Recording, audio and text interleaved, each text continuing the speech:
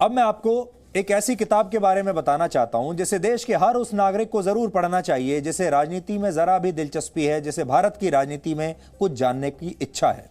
इस किताब का नाम है द प्रेसिडेंशियल ईयर्स 2012 टू 2017 और ये किताब लिखी है पूर्व राष्ट्रपति प्रणब मुखर्जी ने। ये मेरे हाथ में है आज ये किताब।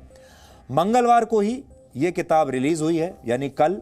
हालांकि पूर्व राष्ट्रपति प्रणब मुखर्जी के पुत्र अभिजीत मुखर्जी ने इस किताब को प्रकाशित करने पर आपत्ति जताई थी और कहा था कि इस किताब को बिना उनकी इजाजत के लोगों के सामने अब ना लाया जाए, क्योंकि आप सब जानते हैं प्रणब मुखर्जी अब इस दुनिया में नहीं है और जो बातें वो लिख कर गए हैं उन्हीं बातों को अब उनका सबसे ईमानदार विश्लेषण देश की राजनीति पर माना जाएगा। इसलिए वैसे तो विश्लेषण हम करते हैं, डीएनए टेस्ट हम करते हैं, लेकिन इस बार प्रणब मुखर्जी अपनी इस पुस्तक में देश की राजनीति का डीएनए टेस्ट करके गए हैं, देश की राजनीति का विश्लेषण करके वो गए हैं। इसलिए आज आपको बहुत ध्यान से समझना चाहिए कि एक पूर्व राष्ट्रपति की नजरों में हमारे देश की जो पूरी व्यवस्था है उसे वो किस तरीके से देखते थे, हमारे मौजूदा प्रधानमंत्री से उनके कैसे रिश्ते थे, अपनी पार्टी के अध्यक्ष सोनिया गांधी से कैसे रिश्ते थे, अपने ही पार्टी के प्रधानमंत्री डॉक्टर मनमोहन सिंह को वो कैसे आंकते हैं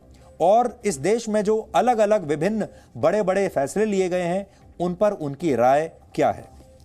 हम जानते हैं आप में से ज़्यादातर लोगों के पास इस किताब को पढ़ने का समय होगा ही नहीं और बड़ी किताब है, आप शायद पढ़ भी नहीं पाएंगे। इसलिए आपका काम आसान करने के लिए हमने इस किताब को पढ़ लिया है और हम आपको इस किताब के बारे में लगातार बताते रहेंगे। और जब मैंने इस किताब को पढ़ा तो मुझे इसमें 5 साल में देश की कई बड़े फैसले और घटनाओं पर बहुत अच्छी जानकारी मिली। उनमें से 7 बड़ी बातें मैं आज आपके सामने शेयर करना चाहता हूं। ये 7 बड़ी बातें अगर आपने शेयर कर ली तो फिर आपको समझ में आ जाएगा कि प्रणब मुखर्जी ने क्या कहने की कोशिश की है और इन बातों को सुनने के बाद देश की राजनीति, सरकार और कुछ प्रमुख व्यक्तियों के बारे में आपका नजरिया बदल भी सकता है। इसलिए ये किताब मैं लेकर आया हूं। अब हम आपको सामने इस किताब को पढ़ते हैं। सबसे पहले आपको इस किताब के पेज नंबर 20 और 21 पर लिखी गई बात मैं बताना चाहता हूं। इसमें कांग्रेस अध्यक्ष सोनिया गांधी के नेतृत्व पर प्रणब मुखर्जी ने सवाल उठाए हैं। अब आप खुद सोचिए कि प्रणब मुखर्जी जीवन भर कांग्रेस पार्टी में रहे और उन्होंने सोनिया गांधी के नेतृत्व क्षमता पर सवाल उठाया है। पेज नंबर मैंने जो आपको बताया, पेज नंबर 20। अब मैं खोजता हूं पेज नंबर 20 कहां पर है, ये देखिए।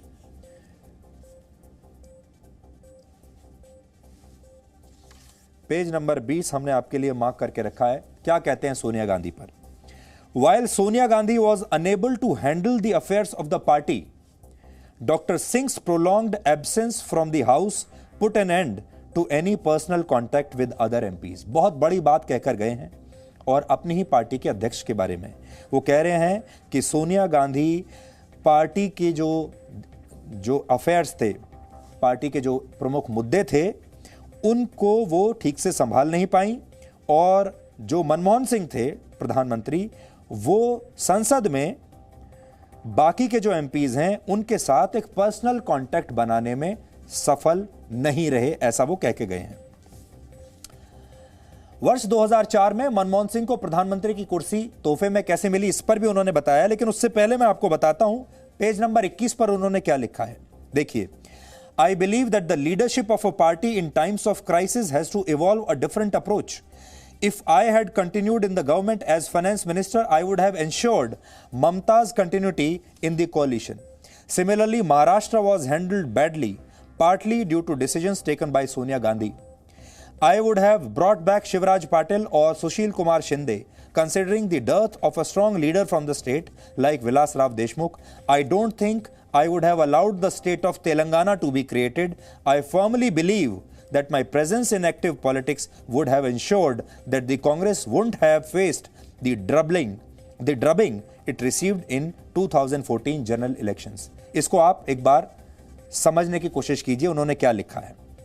वो कहते हैं कि जब किसी पार्टी में कोई क्राइसिस होता है और संघर्ष का जब समय होता है तो पार्टी को अलग अप्रोच अपनानी चाहिए, अलग रास्ता अपनाना चाहिए, जो कि कांग्रेस ने नहीं किया, ये कह रहे हैं। फिर वो कहते हैं कि अगर मैंने सरकार में वित्त मंत्री के तौर पर आगे अपनी सेवाएं जारी रखी होती तो मैं ममता बनर्जी को यूपीए की कोalition में मैं ये इंश्योर करता कि ममता बनर्जी यूपीए से बाहर ना जाती और हमारे साथ ही रहती। इसी तरीके से वो कह रहे हैं कि महाराष्ट्र को भी कांग्रेस पार्टी ने अच्छी तरह से हैंडल नहीं किया और महाराष्ट्र को लेकर सोनिया गांधी ने गलत फैसले लिए और इसीलिए महाराष्ट्र हाथ से निकल गया। वो कह रहे हैं कि जब महाराष्ट्र में नेतृत्व की कमी थी विलासराव देशमुख के जाने के बाद, तो अगर वो होते तो वो शिवराज पाटिल को या तो वापस लाते और या फिर सुशील कुमार शिंदे जैसे नेता को वापस लाते। फिर वो कह रहे हैं कि तेलंगाना को अलग राज्य बनाना भी गलती थी और अगर मैं होता तो मैं ये गलती कभी नहीं करता। और फिर आगे ये कहते हैं, I formally believe that my presence in active politics would have ensured that Congress wouldn't have faced the drubbing. वो कहते हैं कि मुझे तो राष्ट्रपति बना दिया इसलिए मैं एक्टिव राजनीति से बाहर चला गया, लेकिन अगर मैं सक्रिय होता राजनीति में, यानी अगर उन्हें राष्ट्रपति ना बनाया गया होता और वो राजनीति में सक्रिय होते तो 2014 के चुनाव में कांग्रेस पार्टी की इतनी बुरी हालत ना होती। ये कहकर ये लिखकर गए हैं प्रणब मुखर्जी। अब देखिए आगे क्या लिखते हैं। 2004 में मनमोहन सिंह को प्रधानमंत्री की कुर्सी तोहफे में कैसे मिल गई और 2014 में नरेंद्र मोदी ने प्रधानमंत्री की कुर्सी को कैसे हासिल किया यानी अर्न किया, ये इसके बारे में भी वो लिखकर गए हैं पेज नंबर 172 पर। अब मैं आपको, आज हमने इनको मार्क करके रखा है ताकि देश के लोग इसको सुन सकें। यह बड़ा दिलचस्प है मामला कि एक प्रणब मुखर्जी के नजरों से वो मनमोहन सिंह को कैसे आंकते हैं और नरेंद्र मोदी को कैसे आंकते हैं। दोनों प्रधानमंत्रियों को उन्होंने देखा है और वो उनको कैसे आंकते हैं। देखिए उन्होंने लिखा है, the route to prime ministership for the two prime ministers I worked with was very different. क्योंकि उन्होंने दोनों के साथ काम किया, मनमोहन सिंह के साथ और मोदी के साथ, लेकिन दोनों का जो रूट था प्रधानमंत्री की कुर्सी तक जो रास्ता था वो बिल्कुल अलग था। वो लिख रहे हैं, doctor Singh was offered the post was by Sonia Gandhi. Doctor Singh जो थे यानी मनमोहन सिंह, उन्होंने इस कुर्सी को अर्जित नहीं किया था, इस कुर्सी को कमाया नहीं था, इसके लिए कुछ प्रयत्न नहीं किए थे। उन्हें यह कुर्सी ऑफर की गई थी सोनिया गांधी द्वारा, यानी ये कुर्सी उन्होंने खुद नहीं कमाई थी, इसके लिए खुद परिश्रम नहीं किया था। एक तरीके से वो कहने की कोशिश कर रहे हैं कि ये जो कुर्सी थी ये तो उन्हें एक तरीके से एक गिफ्ट की तरह सोनिया गांधी ने उन्हें दे दी थी, ऐसा वो लिख रहे हैं। अब देखिए फिर आगे क्या लिखते हैं। ये तो मनमोहन सिंह के बारे में उन्होंने लिखा कि मनमोहन सिंह तो सोनिया गांधी की मेहरबानी से बने प्रधानमंत्री। Modi on the other hand became prime minister through popular choice after leading the BJP to a historic victory in 2014. He is a politician to the core and had been named the BJP's prime ministerial candidate as the party went into campaign mode. He was then Gujarat CM and had built an image that seemed to click with the masses. He has earned and achieved the prime ministership. प्रधानमंत्री मोदी के लिए उन्होंने लिखा है कि उन्होंने इस कुर्सी को कमाया है, इस कुर्सी के लिए उन्होंने परिश्रम किया है और देश के लोगों ने प्रधानमंत्री मोदी को प्रधानमंत्री बनाया है। ये फर्क है मनमोहन सिंह और नरेंद्र मोदी के बीच में, क्योंकि नरेंद्र मोदी देश की लोकप्रिय पसंद थे, पॉपुलर चॉइस थे और उन्होंने बीजेपी को जीत दिलवाई, जबकि मनमोहन सिंह के साथ ऐसा कुछ नहीं था। फिर लिखते हैं 2014 के आम चुनाव के बारे में वो लिखते हैं कि प्रधानमंत्री मोदी पर देश की जनता ने भरोसा जताया, लेकिन इस बात से इनकार नहीं किया जा सकता कि कांग्रेस लोगों की उम्मीदों पर खरी नहीं उतरी थी। पेज नंबर 16 देखिए, अपनी ही पार्टी में उन्हें क्या कमी नजर आई। वो इतने वरिष्ठ नेता थे, उनकी पार्टी 2014 में हार गई, कैसे हारी और उसके बारे में वो क्या लिखते हैं, पहली बार देश को बताकर गए हैं। देखिए क्या लिखा है, अब पढ़कर सुनाता हूं। Of course, people may say that voters responded to my advice and gave a conclusive mandate in favor of PM Modi to form the government on its own. But there is no escaping the fact that Congress had failed miserably to fulfill people's expectations and aspirations. लोगों की जो उम्मीदें थीं उन पर Congress party खरी नहीं उतरी। In fact after the campaign when all the formalities were completed, several important Congress leaders and ministers met me at Rashtrapati Bhavan. Interestingly, none of them expected a clear majority for either the Congress or the UPA combined. Their assessment of the numbers of seats that Congress could win varied from 110 to 170. तो कहते हैं जब voting complete हो गई तो कांग्रेस के कुछ नेता और कांग्रेस की सरकार के कुछ मंत्री राष्ट्रपति भवन में इनसे मिलने गए। इन्होंने पूछा कि क्या लगता है चुनाव में, और उन्होंने ये कहा उनमें से किसी को भी ये उम्मीद नहीं थी कि कांग्रेस पार्टी दोबारा से सरकार बना पाएगी। सब ये बात अंदर ही अंदर जानते थे कि कांग्रेस पार्टी हारने वाली है, और कांग्रेस पार्टी के अपने मंत्री और बड़े बड़े नेताओं का जो असेसमेंट था वो ये था कि कांग्रेस जो है वो 110 से 170 सीटें जीत सकती है। Congress could win varied from 110 to 170। मुझे ऐसा लगता है कि शायद वो ये कहने की कोशिश कर रहे हैं कि यूपीए कंबाइन को इतनी सीटें मिलेंगी, लेकिन ये भी बहुत कम है। फिर लिखते हैं, एक बहुत दिलचस्प बात उन्होंने लिखी है। वो लिख रहे हैं only Piyush Goyal was confident that BJP would get no less than 265 seats and that number could go up to 280। कहते हैं उस समय सिर्फ पीयूष गोयल का ऐसा अंदाजा था कि बीजेपी को 265 से 280 सीटें मिल सकती हैं, और पीयूष गोयल की जो बातों पर शुरुआत में मुझे विश्वास नहीं हुआ कि ऐसा हो सकता है, लेकिन उसके बाद मैंने उन्हें बहुत गंभीरता से लिया, क्योंकि जब मैंने मोदी की इलेक्शनरिंग शेड्यूल, मोदी का जो प्रचार का जो पूरा शेड्यूल था, जब उसको देखा चुनाव प्रचार का, तो उसमें मुझे समझ में आया कि नरेंद्र मोदी ने अपने चुनाव प्रचार में पूरे देश को कवर कर लिया था। It covered the entire length and breadth of the country. और जब मैंने इस प्रचार के पूरे कार्यक्रम को देखा तो मुझे समझ में आ गया कि पीयूष गोयल क्यों कह रहे हैं कि बीजेपी को 280 सीटें भी मिल सकती हैं। ऐसा लिख कर गए हैं। प्रधानमंत्री मोदी की विदेश नीति की पूर्व राष्ट्रपति प्रणब मुखर्जी ने काफी तारीफ की है, और वर्ष 2014 में प्रधानमंत्री पद के शपथ समारोह में सार्क देशों के नेताओं को बुलाना, वो कहते हैं कि बड़ा ही out of the box idea था मोदी का।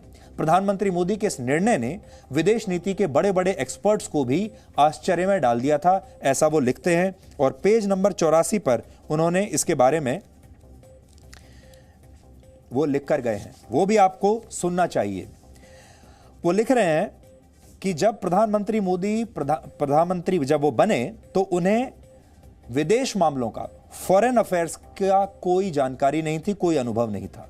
वो जानकारी नहीं, वो लिखते हैं he had absolutely no experience in foreign affairs, जो सही है।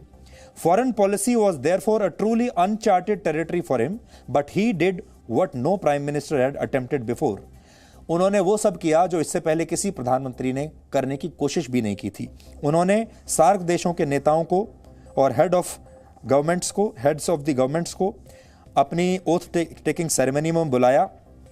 सब लोग आए भी, और उन्होंने बड़े बड़े फॉरेन पॉलिसी के जो एक्सपर्ट्स हैं उन्हें हैरान कर दिया प्रधानमंत्री मोदी ने अपने इस आइडिया से। फिर वो आगे लिख रहे हैं, I felt that new prime ministers gesture of inviting the neighbouring countries was a good one. ये उनका बहुत अच्छा जेस्चर था, उन्होंने बहुत अच्छा काम किया। और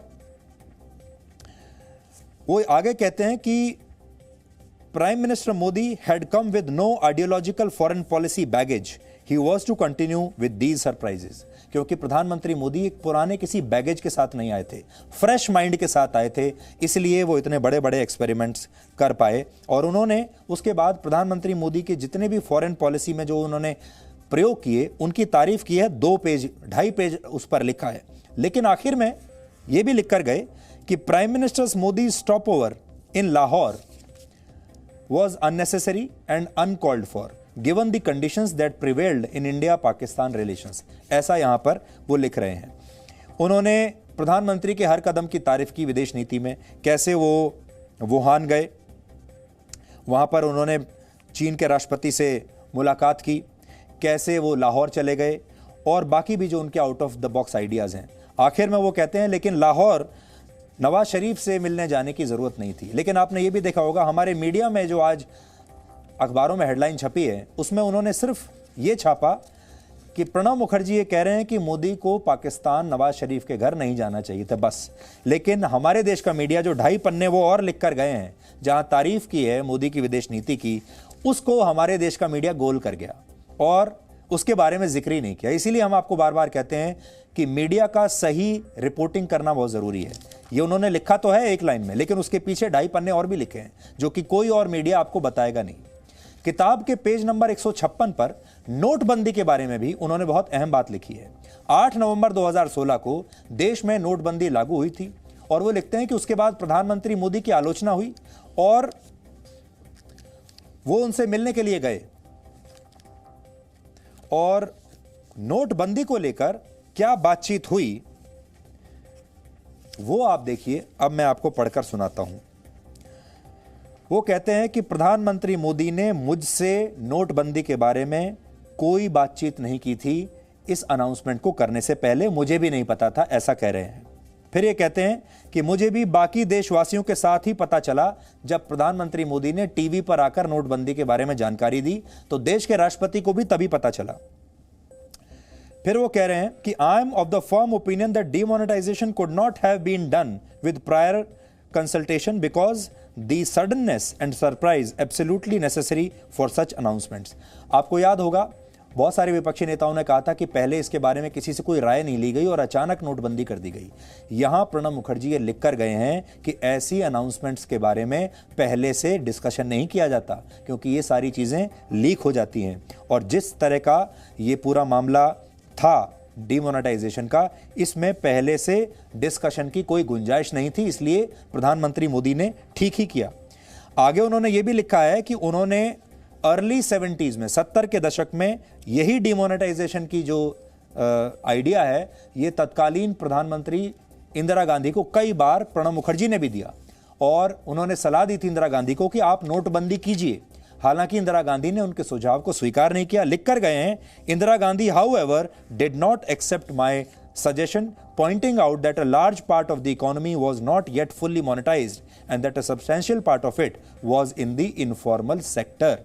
तो प्रणब मुखर्जी तो खुद ही ये लिख रहे हैं कि मैं खुद नोटबंदी को लेकर इंदिरा गांधी को कितनी बार सजेशन सुझाव दे चुका हूं, लेकिन उन्होंने मेरी ये बात मानी नहीं। 2014 के लोकसभा चुनाव में कांग्रेस की हार के बाद राज्यों में भी कांग्रेस पार्टी चुनाव हारने लगी। कांग्रेस ने लगातार मिल रही हार के लिए ईवीएम को जिम्मेदार ठहराना शुरू कर दिया था। और पेज नंबर 11 पर प्रणब मुखर्जी लिख रहे हैं ईवीएम के बारे में, क्योंकि यह भी एक बहुत महत्वपूर्ण विषय है।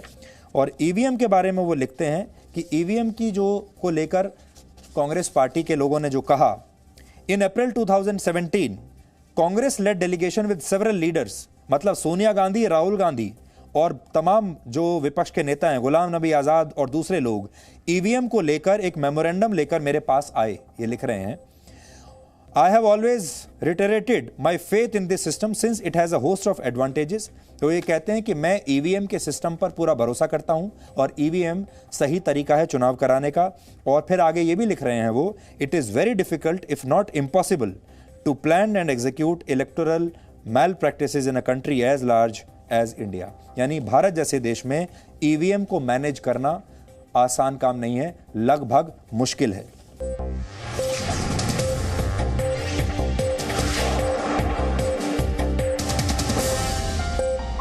Presenting B News app, available on Google Play and App Store. Download it now.